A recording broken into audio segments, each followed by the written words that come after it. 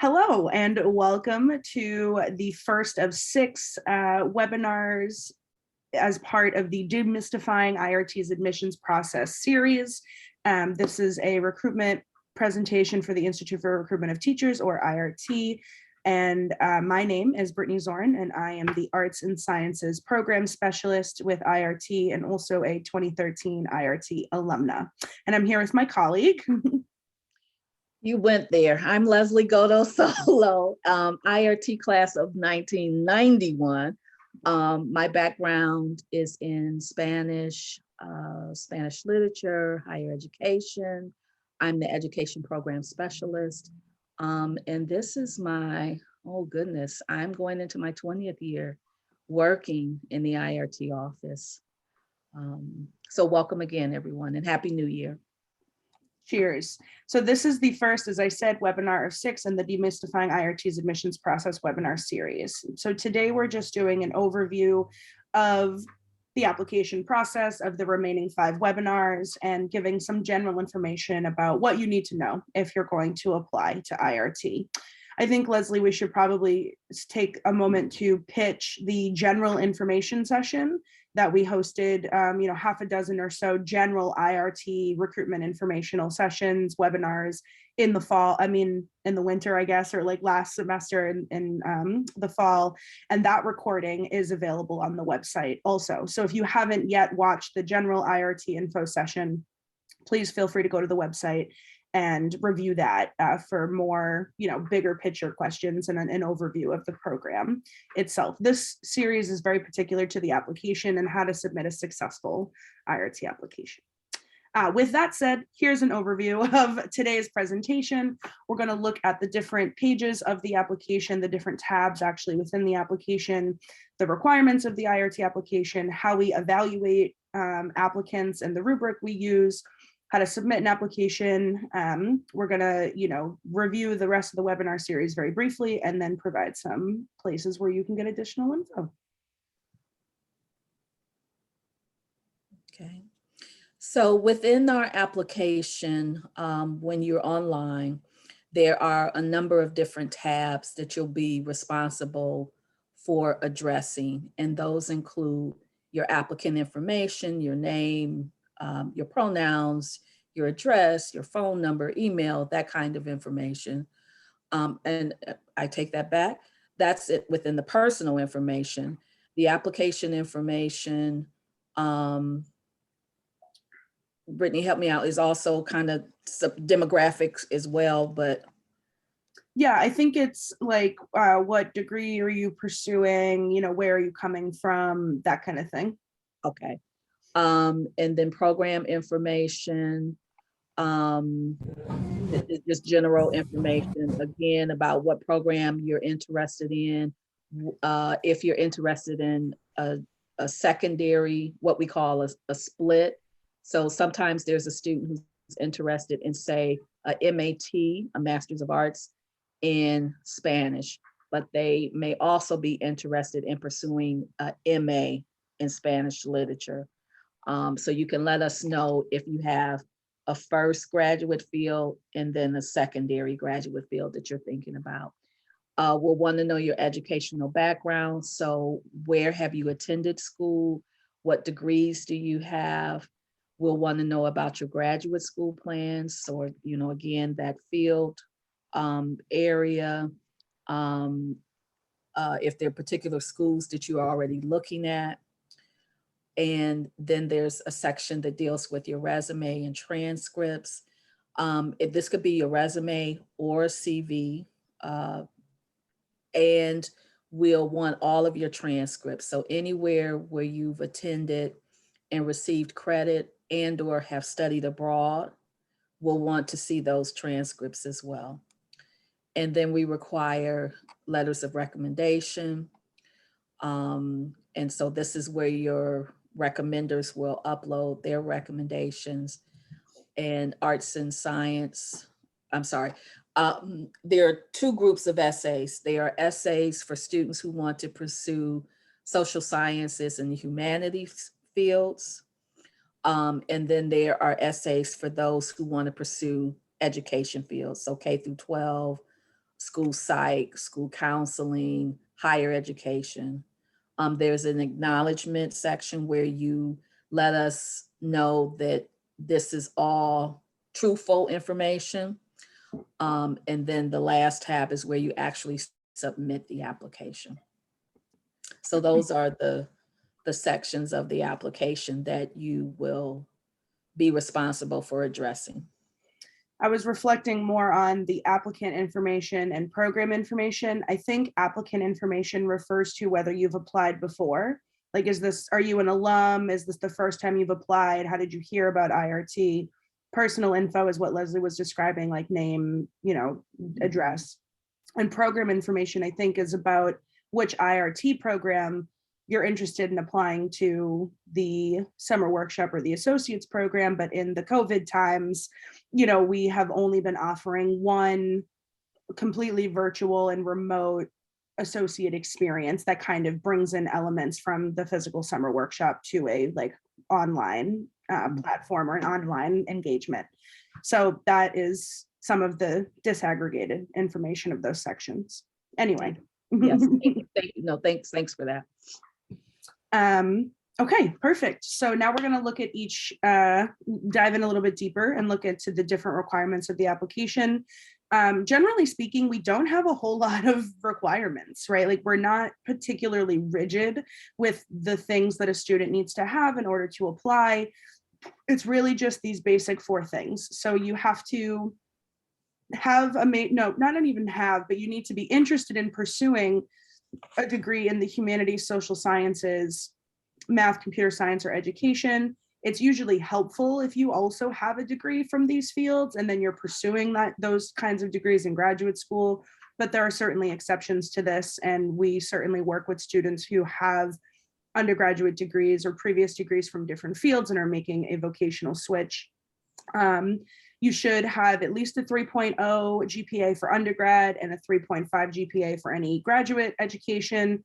Again, these are there are exceptions, I think, to these GPA requirements, and we have certainly worked with students who have not quite met these requirements or maybe just barely meet these requirements. Mostly this is because it makes you a more competitive applicant for graduate school to have GPAs in these ranges. There are ways around articulating your previous experience and academic work, even if your GPA does not quite meet these. So definitely exceptions. The next requirement is that you have to be open and willing to apply to at least 7 to 12 graduate programs, graduate institutions from within the IRT consortium of 43 graduate schools. We do often have flexibility with this as well. However, a big part of the IRT success model is around applying broadly to a range of graduate programs and not limiting yourself to just, a handful of schools in the same geographic region or in the same institutional type.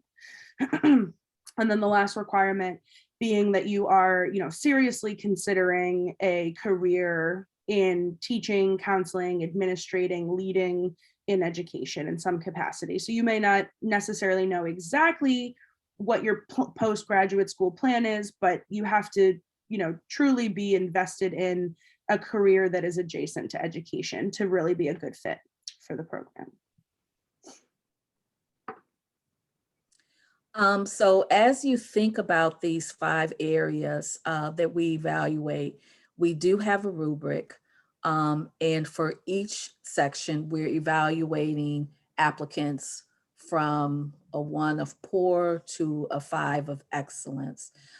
So literally you have, there are typically 4 of us reading the applications, myself, Brittany, our executive director, LaShonda Brooks, and we have associate director. That position at the moment is not filled, but we expect that person to be on board hopefully within the next couple of weeks.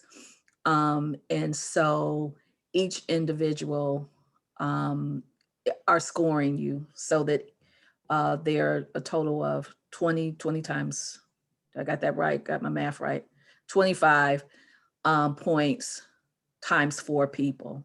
So the total score is 100. And we're looking at the IRT Mission. You're scored on that from a 1 to 5. You're scored on your academic background, on your recommendations, your application essays and interviews. And the rubric is pretty detailed. So based on what we read in your application, each of those 4 individuals will give you points that total 25 a person for a total of 100. I think it's worth mentioning that the next 5 webinars, or the next 4 webinars in this series, will take a deep dive into these 5 evaluation categories. So, you know, mission is an evaluation category, academic background, recommendations, essays, and interview. If you look at the schedule of webinars forthcoming, it covers all of these topics. So we'll talk more about what does a 5 look like in academic background, what does a 5 look like in application essays, etc. But first we start with the mission in this webinar. So IRT mission, what we mean by overall fit with the mission is summarized in these 4 points. So your field of interest must address or, you know, incorporate issues of inclusion, diversity, equity, and social justice, particularly in education, since that is kind of our foundational mission, and we only work with students pursuing humanities, arts and sciences, or education fields, or closely related fields. So a commitment to addressing lack of diversity in education, a commitment to addressing inclusion and equity in, you know, STEM fields, something like that, important for that mission alignment. We look for students who consistently demonstrate a commitment to this mission throughout all of their work in all aspects of their application. So their letters of recommendation writers address how you've demonstrated a commitment to DEI issues through your work. Your CV or resume shows multiple instances of the work that you've done with socially justice-minded organizations or initiatives. Your essays are articulating the aspects of your social justice mission for why you're pursuing this graduate degree. So every component of your application has this commitment demonstrated. Same idea here with your past, current, and future work is contributing to progress around social justice within your particular field. So if that's sociological research, we want to see how your undergraduate, you know, research and thesis, how your current independent work, and how your future proposed research is all contributing to pushing sociology forward to a more inclusive, diverse, equitable framework and, you know, scholarly practice, that sort of thing. And then we also want to see demonstrated direct and long-term experience working with students of color. So that is a big part of our mission, is that we want to, you know, improve the diversity represented in educational spaces to give students, especially students of color, who are increasingly the majority student population in the US, the best educational experience. And so the more experience you have doing that, the better alignment with IRT's overall mission and goals.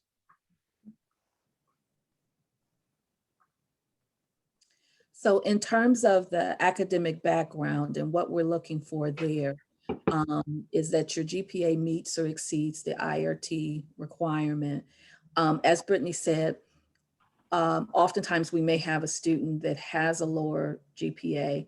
And as long as we can get that student into, or we feel that we can help that student get into programs of interest, then we typically run with that individual if everything else is in order as well.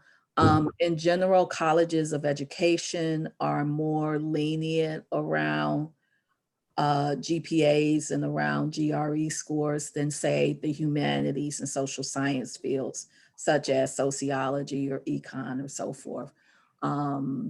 So we definitely, I guess what we're saying is, if your GPA is not a 3.0 as an undergraduate, and let's say you're a 2.9, don't not apply because of that. Don't take yourself out of the running before you even put yourself in. Exactly. You know, do an application, encourage another student to do an application, and see what happens. Because there may be other compelling reasons for why we accept that applicant despite being just under the bar in terms of the GPA. Yep. We're looking for individuals who major in the prospective field and has additional coursework that complements your interests. So in terms of this, there are definitely certain fields in which to pursue a master's or a PhD, you have to have an undergraduate degree in that field. So I'll pick on sociology again, for example. Psychology is another good example. If you're wanting to pursue a master's or PhD in psychology, they're typically looking for you to have an undergraduate degree and a lot of research experience as an undergrad. There are some other fields, let's say, for example, higher education, where your undergraduate degree can be in any field. And if you want to pursue a master's, that's fine. Okay. Of course, there's fields in education. And let me talk a little bit about education in general. If you're talking about elementary elementary, you can have a degree in anything as an undergraduate, but they will be looking for certain coursework, and that coursework will include science, math, English, and American history, because you'll be teaching those subjects. If you're talking about middle school and high school, you have to have an undergraduate degree in a certifiable field that you want to teach. So certifiable fields includes things like math, English, foreign languages. So you need to have an undergraduate degree in those to then pursue a master's, PhD in those fields. So those are just some examples. If you want more detail, you specifically, please put it in the chat or hold on to that question for the Q&A. We're looking for you to have some formal research experience and or some professional experience. The research, so for folks like in sociology, definitely you want to have had some research experience. You want to have written a thesis or a longer research paper. For folks that are thinking about teaching, we're looking, it may be that you have less formal research experience, but you've been in a classroom, you've been tutoring. That kind of experience is just fine. That's exactly what we're looking for. And then of course we have some students who have graduated and have some professional work experiences that also now inform their trajectory in terms of what they want to pursue as a master's and or PhD candidate. So we talked about writing samples. Typically, humanities, social sciences, you will need a writing sample, a strong research writing paper that you've written. For our education folks, a lot of times you can use a paper from any field. Particularly our K through 12 folks. If you're talking about, let's say a PhD in higher ed, then you want that to be something kind of related to the higher ed field, whether it was a paper you wrote about first-gen students or about supporting BIPOC students. You want something and have it be a research paper as well. Clear research question is definitely needed, especially for a PhD candidate, for those applicants, because you will have to provide the committee with an idea of a project that's doable. You don't have to have everything figured out, but it does need to demonstrate that you've thought about your research topic below the surface. Okay, you don't have to have dug all the way down into the ground, but below the surface, that you have an understanding of what you want to do, why it's important. That's what they're going to be looking for. And you should know too, that whatever you write in that essay doesn't mean that you're wedded to it. once you get into graduate school, because a lot of students are like, well, I want to be, you know, I want to talk about 2 or 3 things. And we typically tell students, we don't want you to be so broad that folks think that you're wishy-washy and you don't really know what you want to do. But know that in what you write about, in that statement of purpose may change once you get to graduate school, right? You may decide that, oh, you know, I've learned something in some class and this is really what I want to do going forward in my dissertation. And people understand that. They understand that this is a process of growth. And so what you may have started out writing about may not be what you actually end up writing about when you write your dissertation. We're looking for students who have received some awards and accolades, basically that you've been recognized in your field in some way. If you have publications and or conference presentations, this is a definite strength.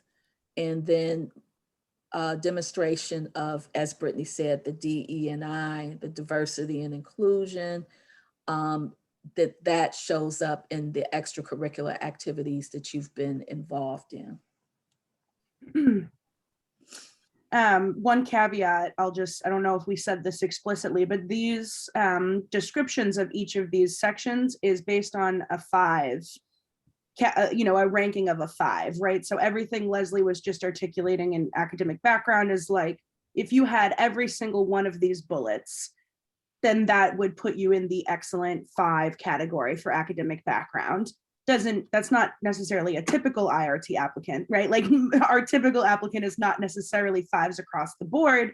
Our typical applicant is probably somewhere more like a 4 or 3, which is like average to above average in a lot of these categories. So if you're listening to this and you're freaking out a little bit internally thinking like, oh, I didn't do independent research, or I haven't like actually worked with students yet, I've only just decided that I'm interested in education, whatever the case may be, don't panic. Don't think that that means you're, disqualified from applying. This is like top of the top end. It's like, oh my God, you're a perfect candidate. You're going to walk into a graduate program. You don't even need IRT, right? Like that's what we're describing here. Just, I don't know if we said that explicitly.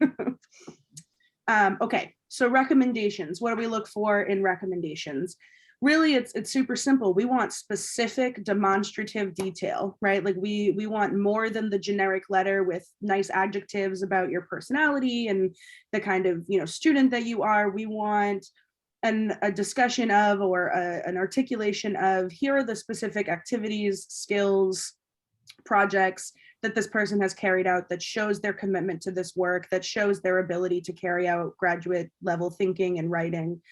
So specific examples, places the student in the larger context of the field of their work. So, of my 20 years of teaching, this student ranks this in this place, and all, in all the teaching that I've done. Something like that is really helpful and demonstrative. Again, we look for remarks, reflect on the remarks of other colleagues. I guess like what we're getting at here is, oh yes, I've talked to, my fellow teachers in the teachers lounge, and everyone talks about how this student is a gem to have in class, or something to that effect, where it's like you have, a reputation or a professional persona that precedes you, and that your recommenders can comment on that. And then detail about how they know you, the context of your relationship. Is this like someone you've taken multiple classes with, your thesis advisor, you've met with them weekly for multiple months, or is this someone who, you've known for 10 years, who's like been informally a mentor to you? Like, what is the relationship and the context that this person has for commenting on your skills and qualifications? Okay. So in terms of the essays, what we're looking for are essays that are well thought out and relevant and exceptionally written. So well thought out in terms of, you have a good sense of what you want to study, why that's important. You may have a couple of theorists in there that are of interest, or that inform what you want to pursue as a graduate student, the concepts or theories that you want to look at. All of that, would provide you with the highest score which would be that 5 as Brittany has talked about. Essays support the IRT's mission. So again, you're interested in issues of diversity, social justice, and that shows up in the work that you want to do and in the essays that you're writing about how you want to engage in your particular field. Competitiveness, of course, you know, a lot while we're evaluating you on these 5 or 6 areas, probably the bigger thing is we're also looking at, are you competitive for graduate school programs, you know? And sometimes, as Brittany said, you know, we definitely have our students that are like 5s across the board, but then we have other students who have lower scores, but who we recognized have utilized all the resources at their university. And being involved in an organization like IRT will put them over the top so that you will have great success in graduate school with our assistance in helping you critique your documents and look at the schools you're applying to. So I'm saying you can already be highly competitive, and or we can get you to competitive, if that makes sense. So we're looking for you to respond to the questions thoughtfully and critically and thoroughly. So don't, you know, we can tell when students have just kind of thrown things together. You don't want to do that. Don't wait till the night before the application is due.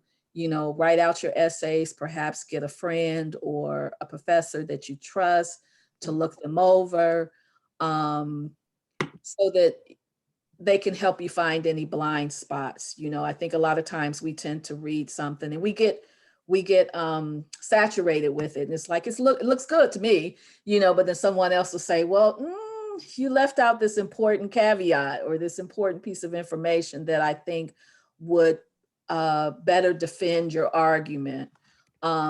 So that would be another thing that we would say, don't wait till the last moment to start your essays.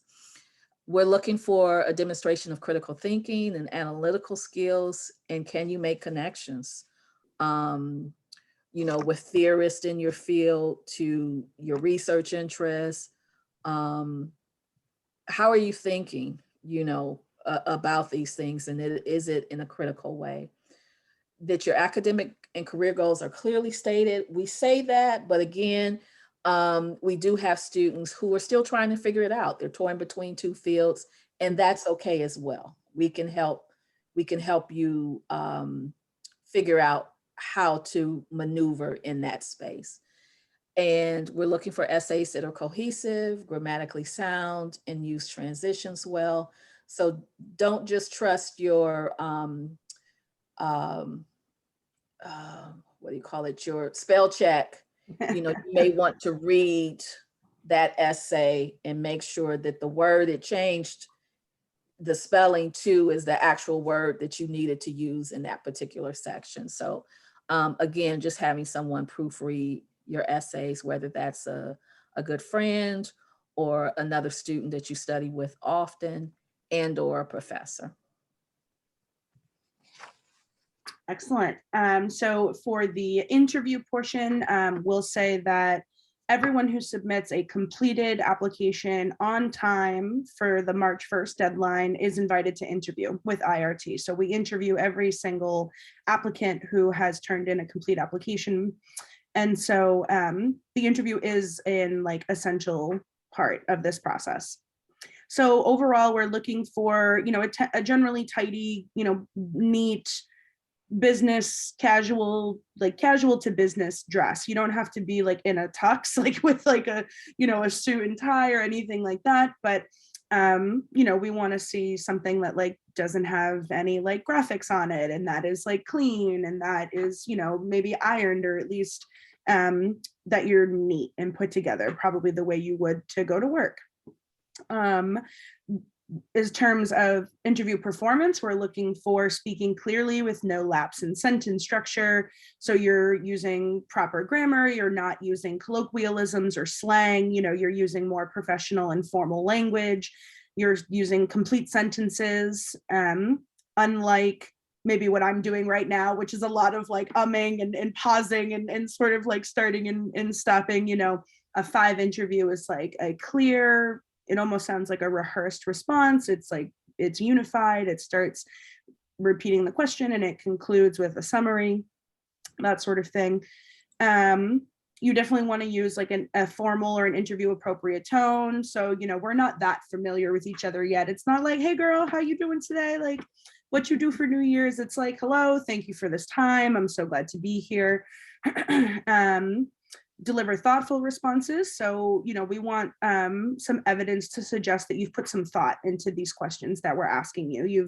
You've actually reflected on your goals. You've reflected on why you're applying to IRT. You've reflected on what you want to achieve in graduate school and beyond. We want to see that the student is focused so that there are no, phone interruptions, no, child or dog interruptions. You're not doing your office hours for your job and then like people are coming in while you're doing the interview and you're multitasking. I mean, of course, in this COVID world, we understand that there's been like a blurring of professional and personal spaces, and like life is messy right now. So of course, there is a little bit of grace that's extended in this, but it's really affirming and nice to see that like a student or an applicant set aside a half hour to just commit to carrying out this interview, right? Like you dedicated a half hour of your day just to have this time and have this conversation. And then obviously, we look for manners, right? Like, are you polite? Are you excited to be here? Do you seem bored or annoyed by the interview or the questions that were being asked? Or are you like enthusiastic in how you're responding and providing, a good, robust response? Or is it like a one-word answer? So that is what we look for in a 5 interview. And that concludes the overview of the 5 components of our application and how we evaluate. As I said, a deep dive on those categories is forthcoming in the other webinars. So this, I didn't know if Leslie, you wanted to jump in. But I'm sorry. You kind of sounded like you were wrapping it up. So in terms of submitting the application, we want you to attend an informational session online. And in fact, if you want access to the application, you do have to do that informational session. Then the next step would be submitting the completed online application. By March 1st, there will be no extensions on that. So again, as I talked about, not waiting to the last minute. You don't want to wait till February 28th to try to upload things. You want to have planned for that previously. Because anytime you're dealing with technology and a deadline, something goes wrong, right? So don't put yourself in that predicament. Don't hassle and stress yourself out in that way. Get on a few weeks beforehand and get acclimated with the application so that when you're ready to upload everything, the process of how to do that. We mentioned, so let me back up. March 1st deadline, and the pieces that you're going to be uploading will include your resume and or CV. Again, unofficial transcripts from all schools where you've earned credit, whether that's study abroad, community college. If you took any coursework as a high school student and you got grades for that, the schools will want to see all of those transcripts. So, and I would say too, if you don't have, copies of your transcripts and you're ordering, I would order a couple of extra official copies just to have on hand if you need to send those to any schools. We'll talk about that later once you've been admitted to the program. And there will be some schools. So for us, they can be unofficial, definitely. we don't need the official ones. But what I'm saying is if you don't have any, well, everything is online now, so you guys should be able to access unofficial. Mhm. But if for some reason you've been out for a number of years and you don't have any that you can access unofficial, when you make an order, they're probably going to send you the official, and I'm saying order a few more official extra copies to have on hand if you need to send them off to a university. A lot of the schools in our consortium will take an unofficial, but there are some that require an official transcript. So you want to, particularly if you're dealing with study abroad, because study abroad always takes like 6 months to get the transcripts back. So if you're having to order for study abroad, what I'm saying is don't just order one, order about 3 or 4. So you have them on hand if you need them. Then answering a series of short essay questions about your professional history, your research experience. In the case where you're torn between humanities and social science and education, we've been asking those students to write both sets of essays. So if you're in that predicament, just reach out to Brittany or I so we can direct you on that. It may be a conversation where you're just not clear on the options of fields. And once we talk, it does become evident that you're in one field or the other. But from time to time, there are students that straddle both of those fences. And so we want you to write both sets of essays. So reach out, because we don't want you to write essays if you don't need to write essays, right? So yes, follow up with us if you're in that kind of predicament. Short essay questions about your, okay, then submitting the 3 letters of recommendation. At least 2 of those should be academic. So this should be from professors who have actually taught you and given you a grade.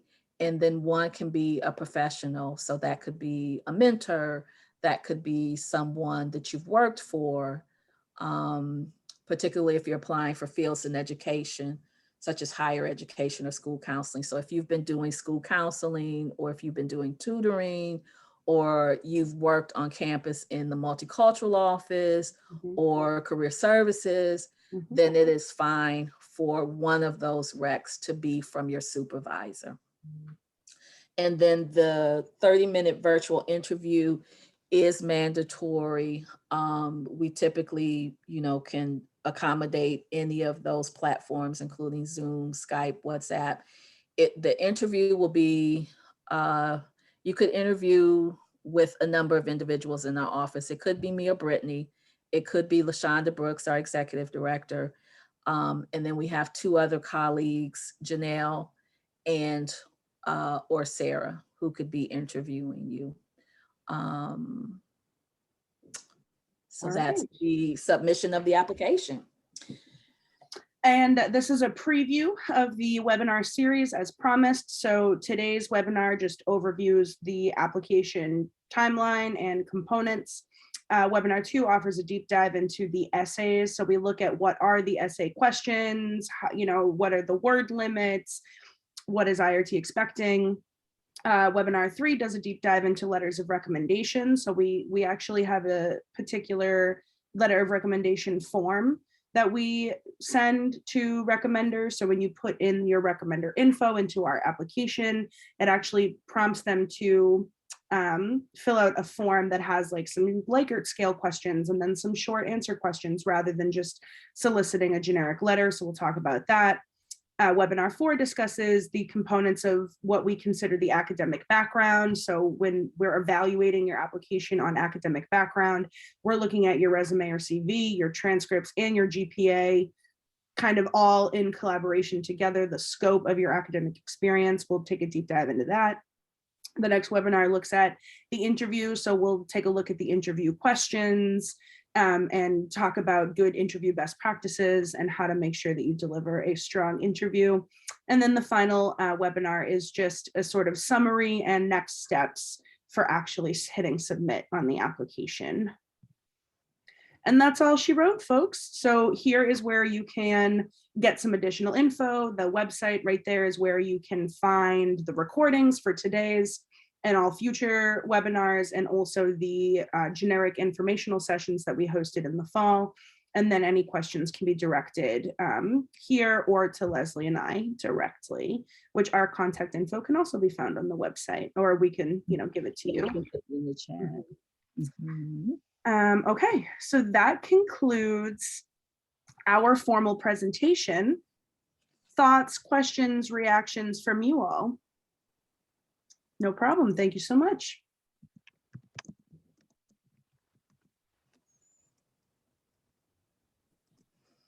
Oh, yeah, I see a hand. Thank you, Eric. Go for it. I thank you so much for this insightful presentation.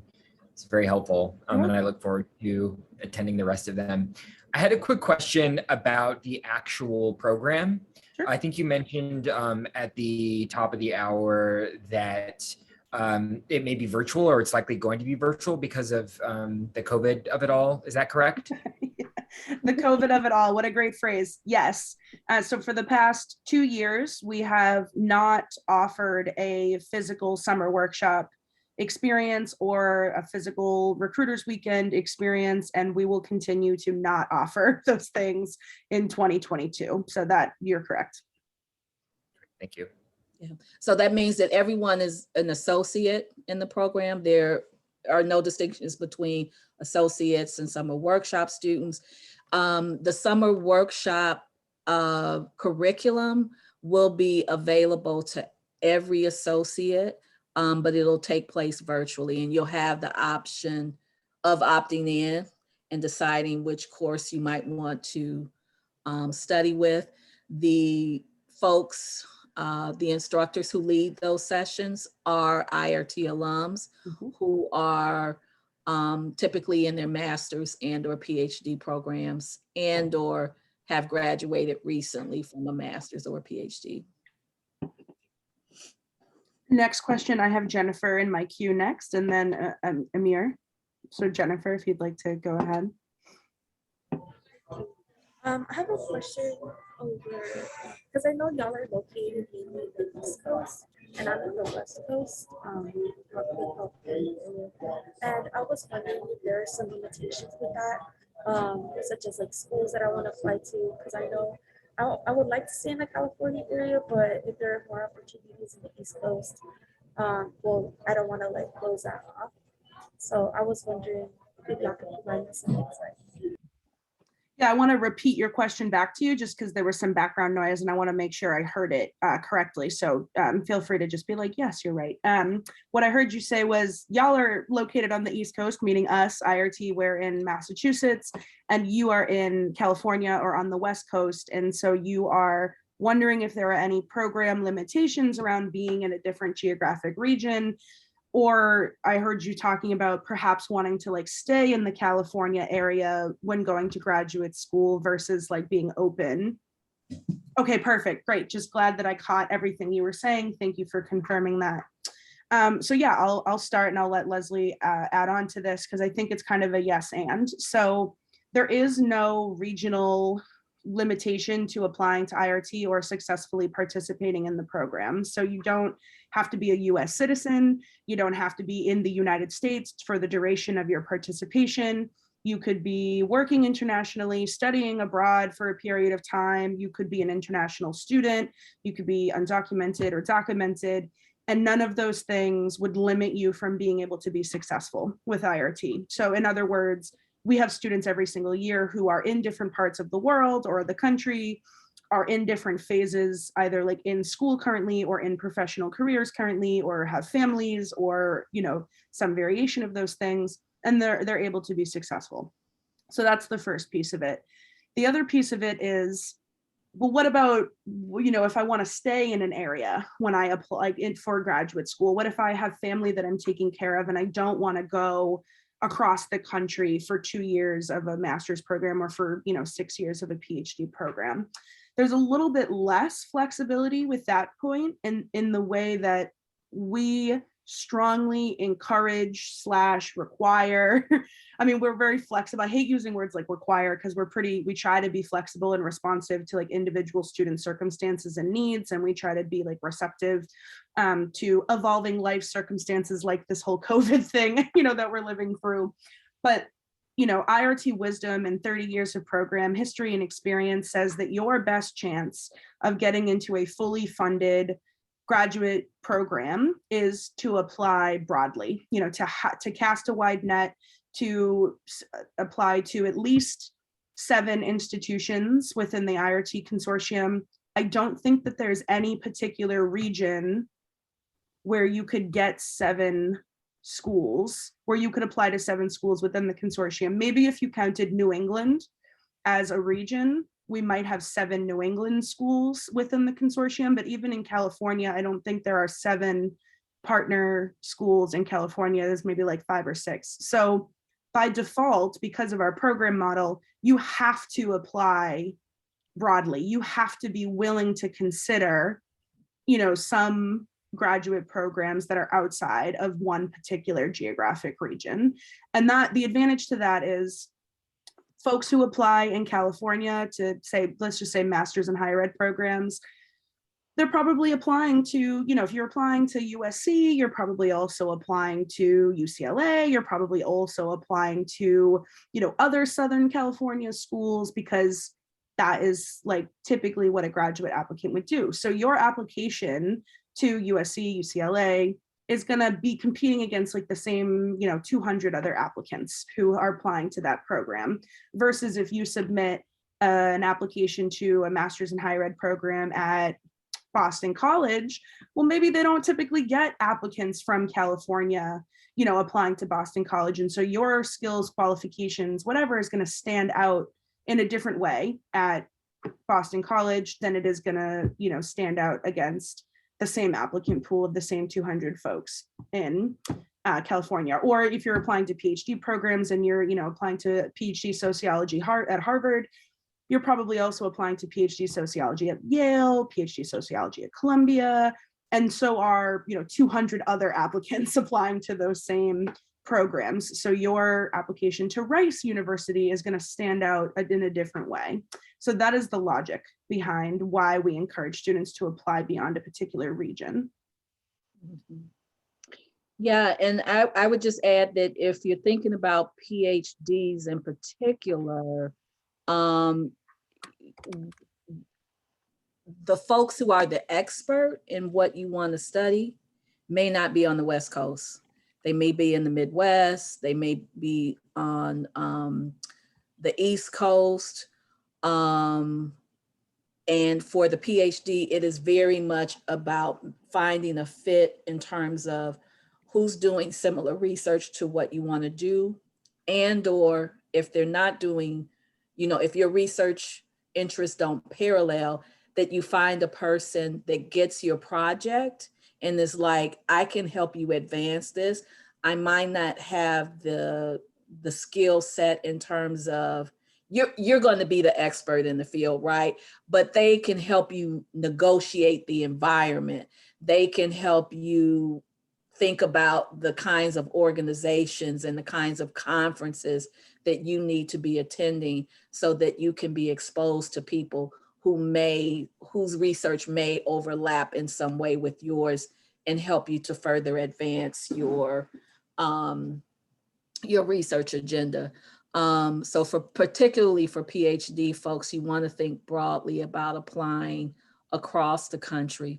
And then for my master's candidates, I would say also you want to apply broadly across the country. Know though that you may, in a lot of instances, students do end up someplace where they never thought they would go. Mm-hmm. And what I would say about that, particularly for our master's candidates, is keep an open mind. Like when I applied to IRT, I was coming from Cleveland, Ohio, and I ended up at the University of Rhode Island. And if anybody I didn't know anything about New England. I had friends who were like, are there any Black people in Rhode Island? Why are you going to Rhode Island? Yeah. But they gave me a full fellowship, right? They gave me full tuition, fees, healthcare. They set aside money for me to study in Spain during the summer of '92. That was a big year because Spain had the Olympics and the World Fair. I wanted to be there. I did not have to teach the first year. Michigan State wanted me to teach the first year. They were not sending me to Spain. So, you know, I would say keep an open mind. Just because you get accepted doesn't mean you have to go. But this whole process is about having options. And hopefully you will have, you know, 4 or 5 viable options. But also remember, it only takes one good option to, you know, because I think sometimes students say, well, I didn't, you know, I haven't gotten into any schools. And then that one comes through and it's like, this is ideal for me, you know.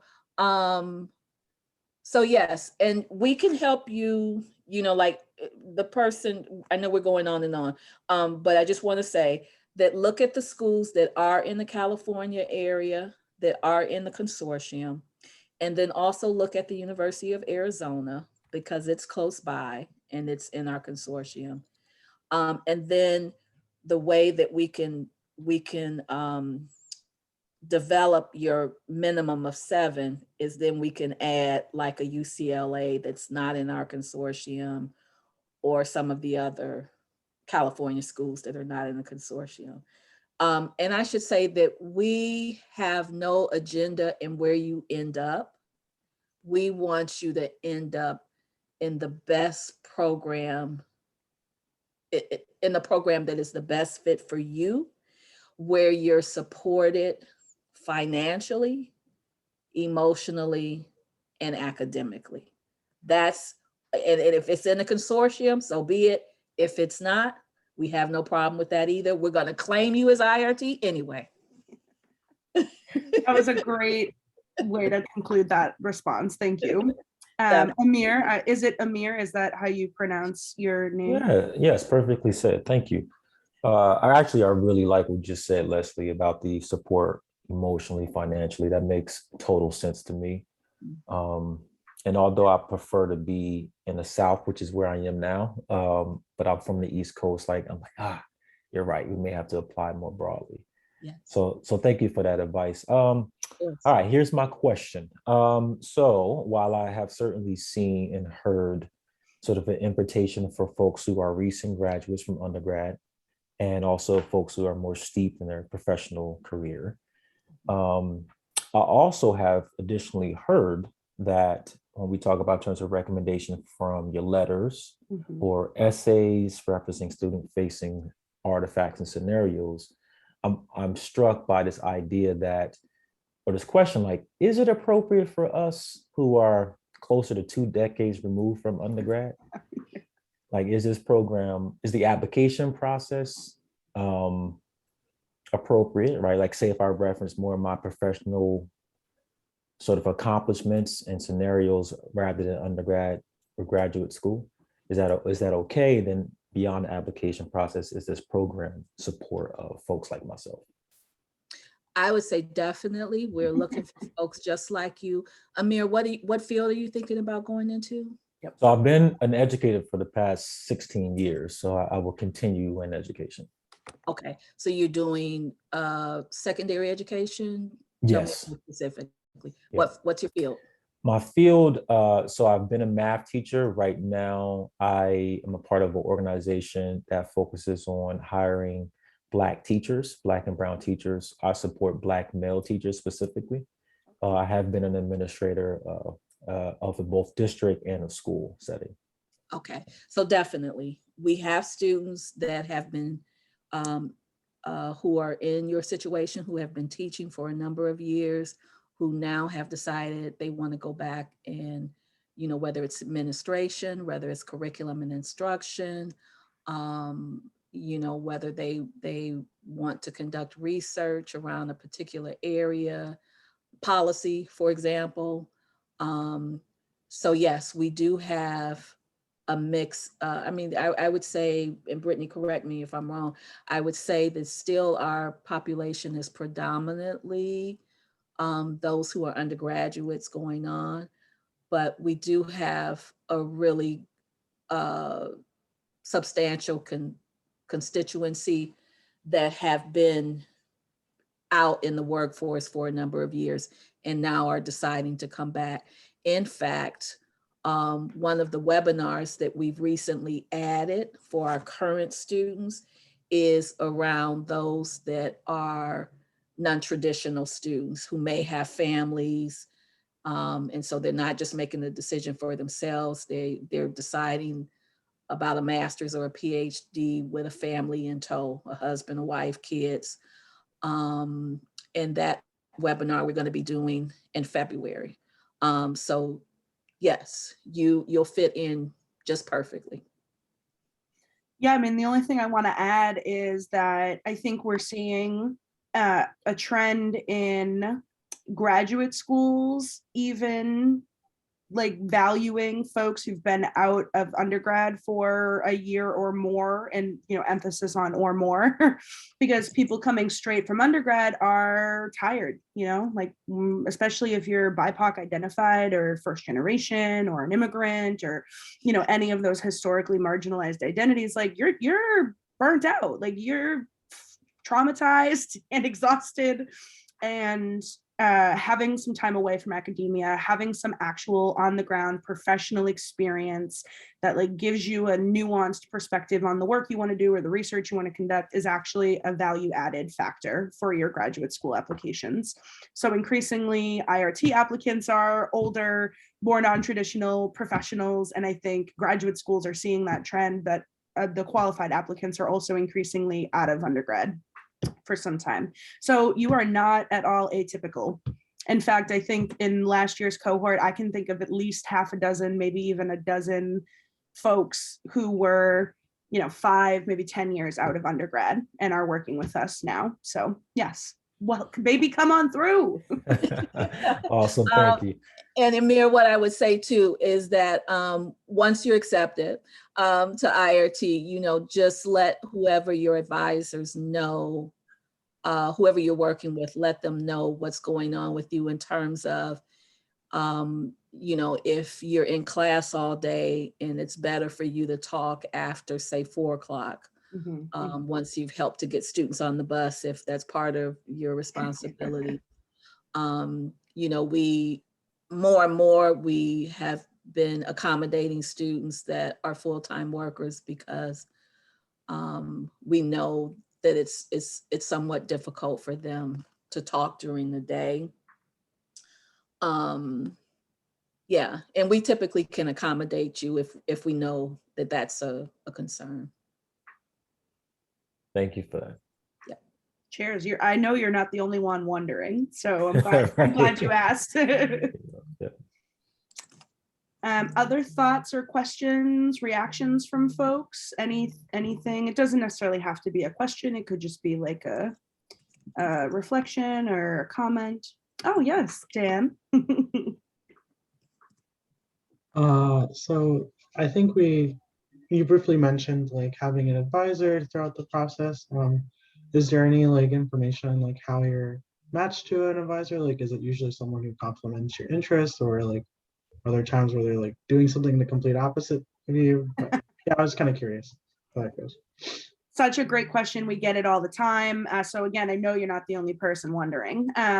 You get 2 advisors, and I guess I'll start by saying this information is covered in more detail in the general informational session, which you can watch on the IRT website. So if you want to like refer back, if you're like, oh, Brittany said something or they said something and I want to find this information again, that's where you could go to find it again. With that being said, you get 2 advisors when you work with the IRT. So you have an IRT staff advisor, who we just refer to as your IRT advisor or your IRTA. And that person is either myself or Leslie or our executive director or our associate director. So Leslie and I advise the majority of the cohorts. Our primary function and role in the office is advising, managing the advising process, and advising students. So your chances are pretty good that your IRT advisor would be either Leslie or myself. And I will just say that our background is largely in education. You know, Leslie shared a little bit that she's secondary ed and Spanish lit, or just Spanish. I forget if it's literature based. Leslie, I'm sorry. I know you've said it probably 3 dozen times on these webinars. I should know. And my background is more higher ed focused. So, you know, Leslie's got a little more of a K through 12 emphasis. I have a little bit more of a higher ed emphasis, but really our experience and expertise is just by virtue of doing this work. And like, that's what you're getting, like, we're experts on the process in that sense, right? The process of applying to graduate school, the things you need to consider, and then you bring expertise on your particular field. And then we have some, you know, like, I largely advise arts and sciences applicants as the arts and sciences program specialist. Leslie largely advises education applicants as the education program specialist. So we get some institutional knowledge in that way as well. Your second advisor, excuse me, is your SOP advisor or your statement of purpose advisor. And so that relationship is much shorter. You're working with them for just a couple of months in the fall as you're fine tuning and refining your application materials like statements of purpose and writing samples and CVs. And in that relationship, we do try to prioritize matching students on areas of interest and discipline and career aspirations and preparedness. So that is why Leslie was referencing earlier at the start. I think Dan was here for that when we were kind of poking fun at, oh my God, I already forget. Is it Nasi? Yes. Okay. Nasi. Nasi, thank you. For being interested in economics. And Leslie was talking about, oh yeah, we hire alumni to serve as SOP advisors, and we're always looking for alum who have specialization in fields that go beyond what IRT staff have. So anthro, soc, economics, communications, psychology, you know, counseling, like we're always looking to hire alumni for the SOP advisor role who cover all those disciplines that just aren't represented by IRT staff. Excellent, thank you. Does that answer your question, Dan? Do you have additional thoughts or questions about that you want to flesh out more? No, thank you so much for that. I appreciate it. Perfect. Anybody else, you know, please don't leave here with questions unanswered, or if there are comments that you want to share. I've just been alerted, I thought, that we have an alum on the line. So, you know, if you have questions about some part of what we've discussed and you want to hear from an alum, Theory is also on the line, and I'm sure I'm volunteering you would you know, welcome the opportunity to speak with you all. I thought I recognized that name, Theory. Yeah. Hi everyone. We're good. How are you? Bonjour.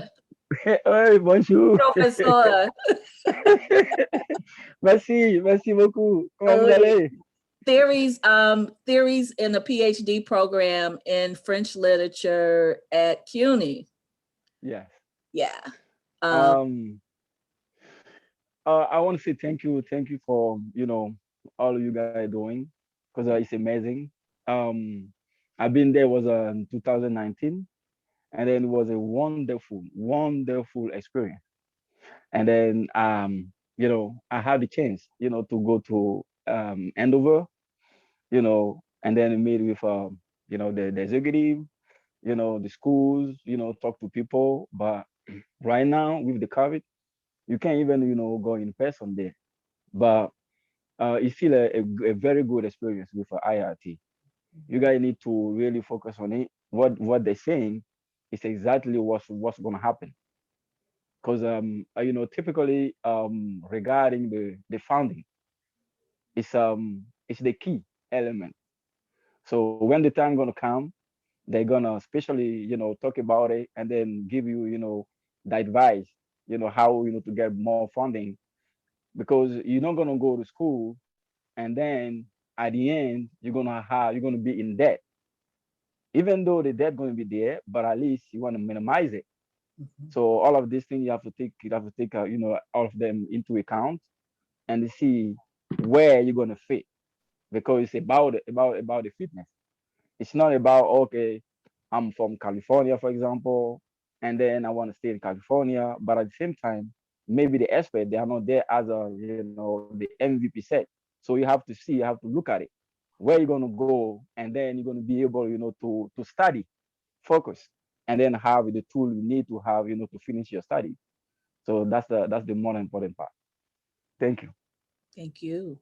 Thank you. Theory has a family. He's originally from the Ivory Coast, and was in school in New York, and was in tow with his wife and 3 children, if I remember correctly. And Yes. Theory, I hope you don't mind me sharing, under some of the most difficult situations in terms of their living situation, when he and I would talk, I could hear the train in New York coming through. Yeah. Literally, it Yeah. sounded like the train was coming through his house.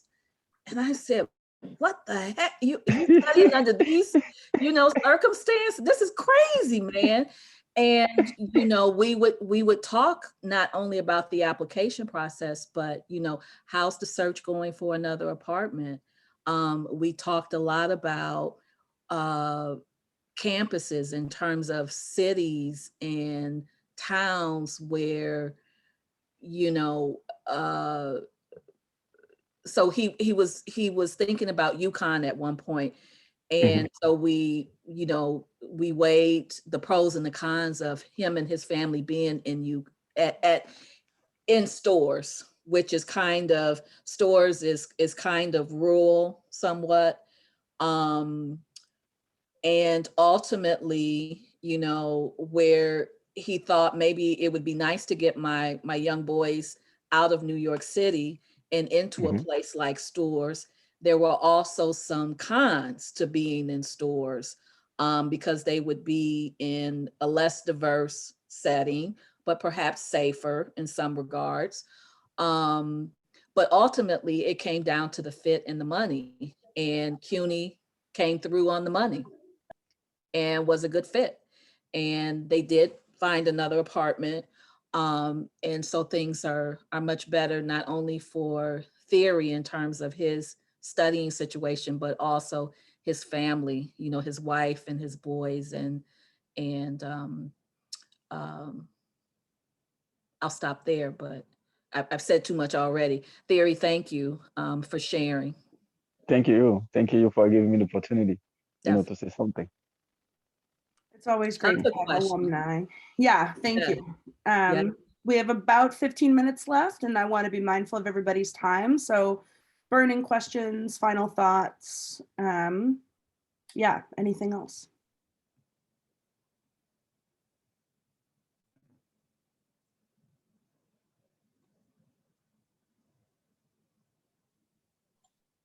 Hi.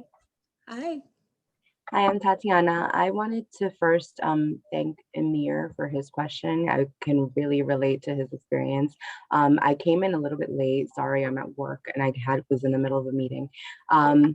So I had the same concern that he had. I am an older student. I'm actually going to be completing my master's degree in May in psychology, and I'm very interested in applying for a PhD, a clinical psych program. In the future. I did apply before. I was able to interview for one program. I ultimately did not get in. And I just wanted to know like how realistic this could be for me. I don't know if that makes any sense. Going through this program. Yeah. Tatiana, what kind of work are you doing currently? I currently work as a counselor, like as a academic counselor at a college. Okay. And before, some of my work involved doing a lot of research. So I did do some research with some of my professors that I've worked with. They've invited me to do research with them after having class with them, and some of which we've been able to present at conferences, and we've been writing manuscripts for and submitting for publishing and things like that. That work never ends because I'm still on a few projects that I do on the side besides just my job and schoolwork. I'm currently working on my thesis, and I just wanted to I don't know, like you can be kind of discouraging after you apply and then having to have all these options, you don't know where to go, and then not having funding and where to find funding. So I just wanted to know how realistic this could be for someone of my age, and then if it is something I could do. Yes, I think it definitely could be beneficial to you. I don't know how long ago you applied to IRT, but there are, I mean, what you're saying is that you're still, so you have work experience and you are still steeped in the research part. And as you know, clinical psych is, they're looking for a lot of research experience. And so continuing with that, as much of that as you can take on with your full-time job, I would continue to do that. And I think that there probably are ways that your current work and your psych research interests may overlap. Yeah. And I would write your essays from that standpoint. So like, what are you seeing in your work that now informs what you want to do as a PhD candidate and the research that you want to engage?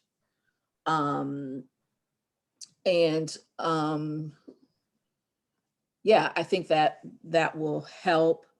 In the past, we have kind of, when we've denied a student, we have often given some feedback. And so I would revisit any feedback that we suggested, and we can talk offline. I didn't apply to IRT. This is actually. Oh, okay. You applied to graduate school. Yeah, I just applied to Gotcha. the Okay. on my Yeah. own, like without the help of any organization. Okay. So we have definitely had students who apply on their own and don't get in, and then come through IRT, and they have a number of options to choose from at the end of the process.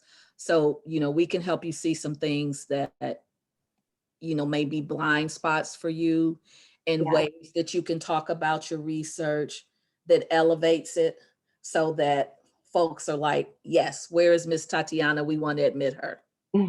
That sounds really great. That sounds really hopeful and really valuable for me, actually. I feel like when I go back to revisit a lot of my applications, trying to identify the areas where I probably could have been stronger, it's hard for me to do that. And it's also difficult, especially in the world we live in now in a pandemic, to find someone who even has the time to say, hey, yeah, I'm going to invest and try to do this with you and see maybe something you didn't see. So, and that may be something, once you're admitted to IRT, that may be something that, you might want to share one of the essays, the most recent essay you wrote. And I think that I can say that whoever your advisor would be, your statement of purpose advisor would be like, throw this out the window and let's start from point one. Or they would say to you, okay, there's some good things in here that you need to hold on to, but here are the places where you need to do some additional work and, think through things so that you're articulating a strong statement when you're dealing with the process. That would be absolutely very valuable. So I'm definitely going to look into, I'm going to probably attend the rest of the seminars as much as I can, and definitely start on my application. So thank you for your time. And let me tell you all kind of how that statement of purpose, so your IRT advisor, that person will work closely with you on your school list and the entire process in general. But the statement of purpose advisor is the person who will help you critique your statement of purpose each week. So the statement of purpose, for anyone who may not know, is where you articulate why you want to go to graduate school, what you want to research, what your academic background is, your research background is, what problem you want to address if you're in K through 12 education, or issue you want to address. That's your statement of purpose.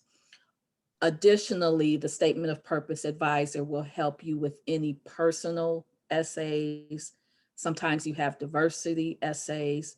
They'll critique your resume, and we do a cursory critique of the writing sample. So what I mean by that is we typically we read the first couple of pages of a writing sample and the last few. Unfortunately, we don't have time to read everyone's writing sample from beginning to end. And we also make the assumption that for many of you, this is your master's thesis or your undergraduate thesis. So it should be in pretty good shape because your professors have been working with you on it, right? So we do a cursory reading of that. And then a lot of times if students are applying to additional fellowships or national fellowships, we also will read those essays if we have time. We're gonna concentrate on your statements of purpose, that, you know, the application documents. But then if you're applying to something additional and we have time, we're happy to read through that. So what's gonna happen is you're gonna come up with what we call a template to the statement of purpose. The template is the same regardless of where you're applying to. What makes it specific is when you start to talk about the professors you want to work with at a particular university and what resources that university may have. So if they have a particular lab that deals with the, you know, that is related to the research you want to do, that's going to be a resource for you.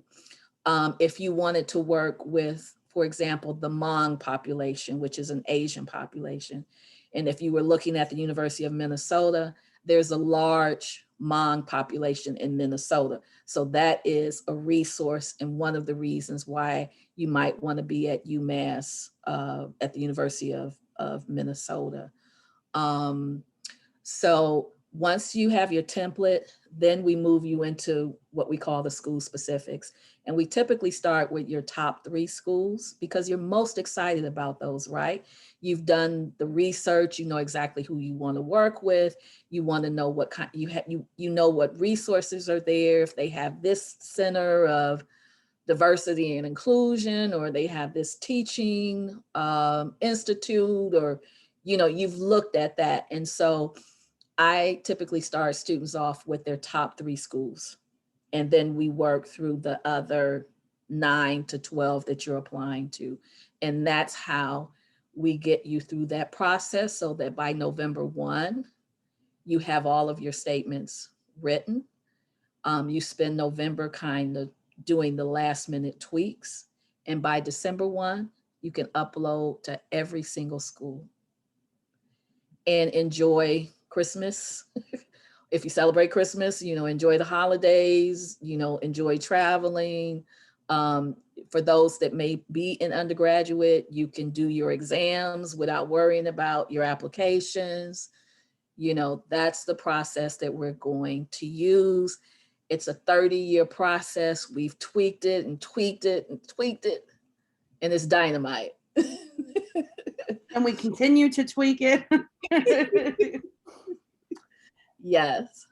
You guys get me so excited. I'm so excited. You know, it's great. And I'm glad we started this off kind of getting a little bit of the background from you all, because sometimes these can be, you know, depending on the group, they're kind of dry and nobody talks. And so I appreciate and vibe off of the interaction, if you will. Cheers. I have one more question, and I'm sure this has probably been addressed, and I'm sorry again, I just was finishing up something. I feel kind of constricted to the locations where I can apply. Is that going to be an issue?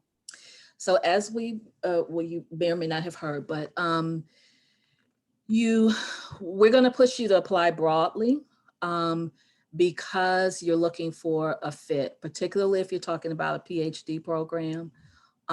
It gets more harrowing in the sense that you need to be in a place where you can be supported in your research agenda.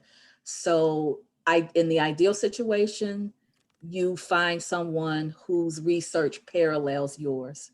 But if that's not possible, the next best thing is that you find someone who understands your project and who's willing to support you.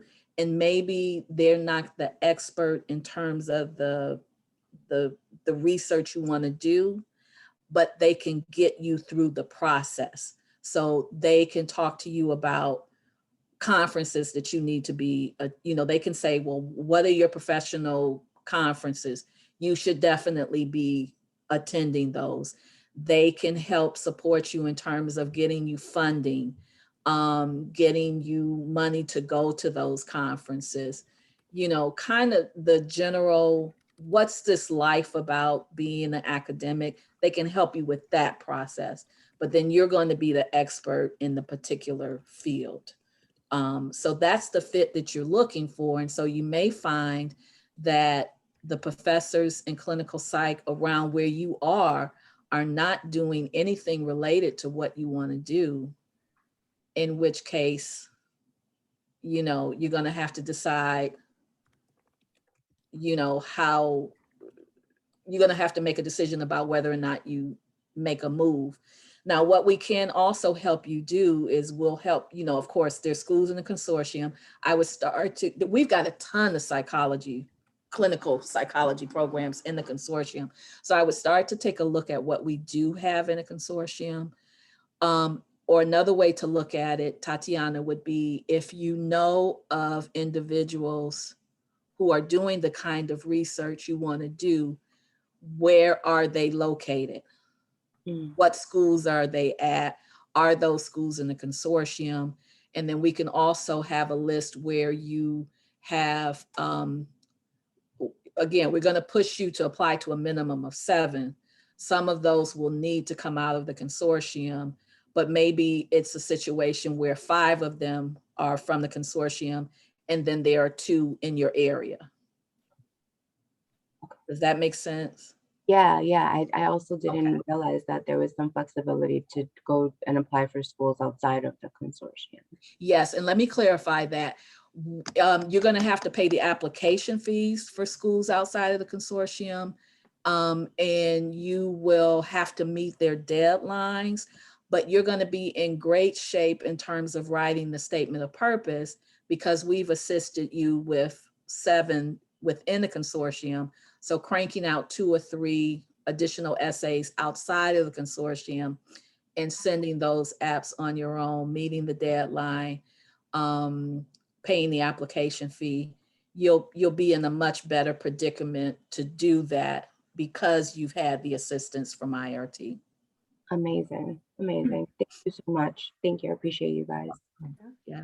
The only other thing I want to add to the question of like geographic limitations is something Leslie said earlier, which a commitment to applying to a program is not necessarily a commitment to attending that program, right? So you may right now in this moment, or maybe in the fall, when you're actually submitting your applications, feel some type of way for whatever reason about your geographic limitations. Maybe it's family obligations, maybe it's like health considerations, maybe it's like political, like population diversity factors, right? It's all of these things. Maybe you don't want to live in a cold region or a rural region. Maybe you don't drive and you need to be in a city, right? So people have different things.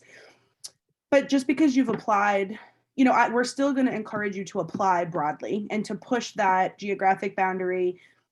I would say it's a requirement. We don't really, we're pretty flexible. We're pretty gracious. So like requirement is a harsh word because it implies like no flexibility.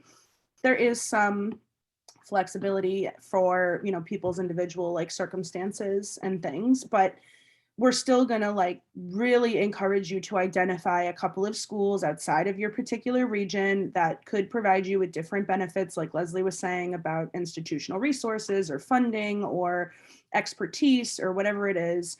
And then see, your opinion might change come the spring when you've actually gotten admission. It's different to hypothetically evaluate institutions, right? Like you have this school list, you're in theory comparing Berkeley to Rice to Harvard to Northwestern, and that's one thing. But then when you actually have an offer, when you actually speak to a professor or a current graduate student from the program, and there's money attached to that, and there's things attached to that offer, that changes how you evaluate these things. And it happens every year that I have students who come in and are like, I'm going to the University of Chicago. It's my top choice. I'm just applying to these other schools because Brittany's making me do it. And that's what IRT says.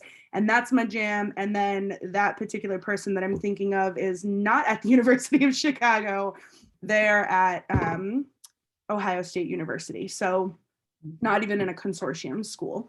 So just, we're really going to push you to like being open-minded, to applying broadly, to considering a few schools, even if they fall at the bottom of your priority list and you're like, I don't want to be in Maine. What the hell is in Maine? It's like white people and cows. Like, like we get it.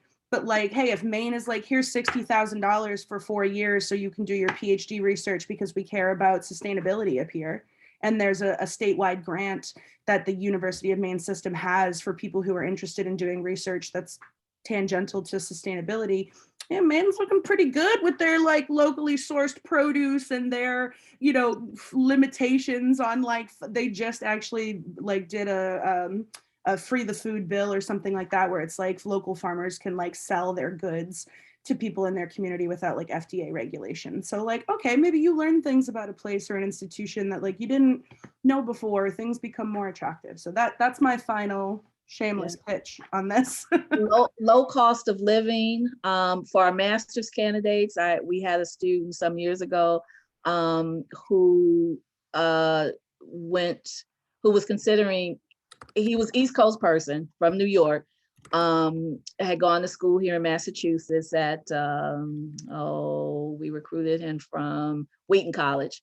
And Arizona was very interested in him. He was very interested, but hesitating. And I said, Ryan, what's the problem? And he said, oh, it's Arizona, it's hot, it's blah, blah, blah.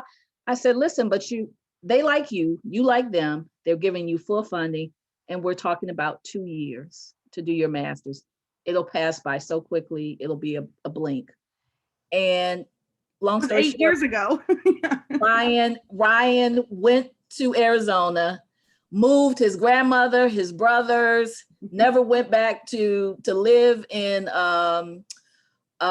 New York, and is in the PhD program in higher ed at Arizona. Bought a house, just transplanted the whole family to Arizona.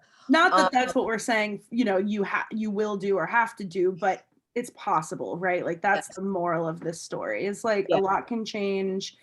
If you cast a wide net, that really is what gives you your best shot at a fully funded offer that will, allow you to carry out the work you want to do and have the career you want to have. And it is temporary, right? Like a commitment to matriculating to a place is not necessarily a commitment to moving out grandma and the whole fam, but yeah. But the PhD level, and what I would add lastly, Tatiana, is that for all of you, the reason why you apply to, one of the reasons why you apply to IRT is to have options, okay? And you can pit one school against another, and maybe that's not the best word, but you can take one school, you can take an offer from one school and negotiate with another one about that offer, and you don't have to go to every place you're accepted, right? You only need one really good, viable, funded fit, right? But you want to have options. You want to be able to pick and choose at the end of this process. And like I said, to utilize one offer, perhaps, let's say you get accepted to school A and B gives you more money. What can you say to A now that if you hadn't been accepted, you couldn't even use as leverage, right? So that's how you want to think about this process too. Yeah, maybe that $60,000 Maine is offering is not enough to make up for the long winters and the rural, the lack of highways. But you can take that and go to the University of Chicago and say, well, you're only giving me $47,000. I got a family I'm trying to support, and Maine will give me 60. like, can you match that? Can you give me a one-time moving stipend? Can you give me a technology budget? Can you give me professional development funds? Like, what do you have that can top what Maine is offering, other than being Chicago instead of Maine? Girl, you picked two really cold places though. I wasn't feeling either one of them. Like Maine and I don't know, Berkeley. Fair or enough. Maine and Arizona. Fair enough. Chicago's on my brain because of that one example. Anyway, we're off on tangents. You got us all riled up, and I'm sorry if that was more, and if we already answered the question and then beat it to death. But thank you for your thoughtfulness. Yeah, no problem. We can give folks like 1 or 2 more minutes if there's a burning question. Otherwise, we are at over the 1:30 mark, and I don't want people to feel obligated to stay because I'm sure you all have lives. So is there any last minute burning thought before we let you go? Okay, session 2 is on Thursday. Yep, at 3 p.m. 3 p.m. Eastern Standard Time. So you'll see us again then if you're online.